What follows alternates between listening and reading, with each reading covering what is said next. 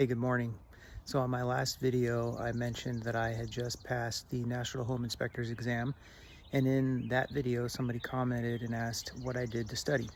So first off, I took the 120-hour coursework through Inspection Certification Associates. There's other vendors that provide that, but I think it's a baseline. Everybody has to take some sort of formal training. And so I took mine through there. Now that training consisted of like 24 or 25 modules, each having a video, and the video went over a different portion of the home inspection process, whether it be the reporting, the practice, or different structural components, roofing, electrical, broke it down in these videos. Each video was between, I want to say, an hour to 2.5 hours long, and you go through the video.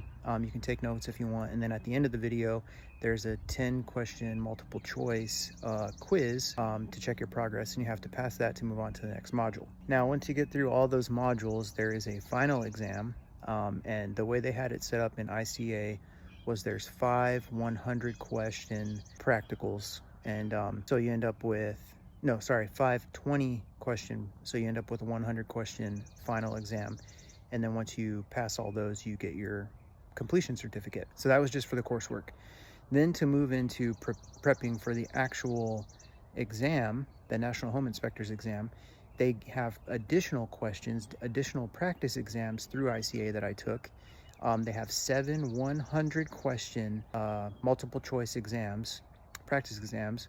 And so you take those. And what I did was, after I took each one, it gives you whether or not you got the answers right and tells you the right answer. And then I took those and I made like 600 flashcards. And so I just studied those flashcards and committed all those to memory. Then I went back through the 10-question little quizzes for each module and went through and took those a bunch over and over again.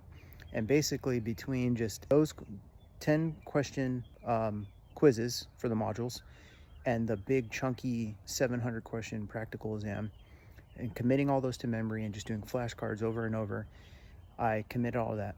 I took the exam, and there were questions on the exam that weren't in my practical exam questions, but because I memorized the other questions, I was able to work through the question being asked, look at the answers, and discern which one was the correct answer, and I passed. So that was my method. I hope that helps.